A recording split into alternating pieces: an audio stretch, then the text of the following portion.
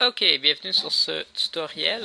L'idée c'est de savoir comment créer un compte sur Free Hosting No Ads dans le but d'avoir un compte d'hébergement web sur lequel il n'y a pas de publicité. Il y en a plusieurs de ce style-là. Celui que j'ai trouvé est assez efficace pour ce qu'on va l'utiliser. Son seul défaut c'est qu'il est en anglais. Donc je vais m'efforcer de faire des tutoriels pour vous guider là-dedans. La première chose à faire, c'est d'aller sur leur site et ensuite de ça, faire sign up et éviter les publicités. Je vous explique qu'est-ce que je veux dire par là. Donc, si je le tape dans Google Free Hosting No Ads, ça nous amène ici. On clique dessus. Et là, on va faire Join for Free. Jusque-là, ça va bien. Mais là, il y a de la publicité partout. Et le bouton qu'il faut peser pour se créer un compte gratuit, c'est le tout petit bouton ici. If you want a free limited hosting, please click here. C'est ça qu'on va faire. Et on va le faire encore une fois de plus parce qu'on ne veut rien savoir de leur offre payante. Et il faut remplir les informations ici. Donc, on va remplir les informations. C'est important d'avoir une adresse courriel valide. Pourquoi? C'est quand on va remplir les informations, ensuite de ça, le site va nous renvoyer un courriel. Donc, si on marque n'importe quoi à hotmail.com, on ne va pas recevoir le courriel. Ensuite de ça, ce que je vais faire, je vais créer mon compte.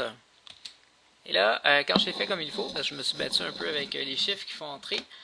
Donc, ce que ça dit, c'est que votre enregistrement est à peu près complet. On a envoyé un courriel à votre adresse. Donc, ça, c'est une de mes adresses. Donc, vous irez voir votre adresse.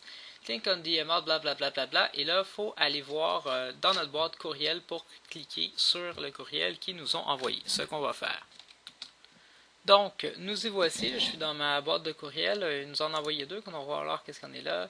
Tout login, visite, blablabla. Merci pour signer, blablabla. Super. Donc, ça, c'est ici qu'on va se loguer. On va revenir ici.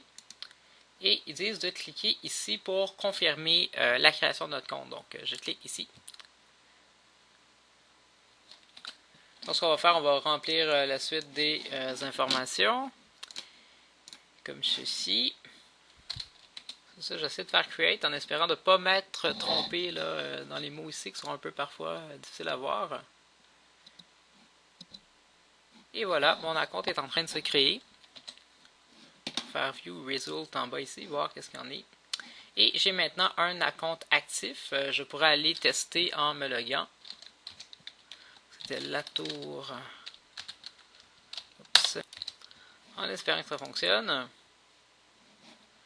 Et voilà, mon compte est créé. Ce qui est super important, c'est de faire ça de la maison parce que c'est impossible de créer deux comptes avec la même adresse IP.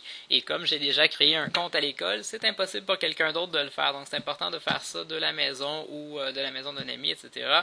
Et il faut aussi compter 24 heures quand vous mettez votre site, le temps que votre compte soit vraiment créé afin qu'il apparaisse. Donc si vous uploadez votre site la même journée, vous pouvez uploader votre site, mais il ne sera pas sur Internet avant 24 heures. Donc c'est des choses qui sont bonnes à savoir.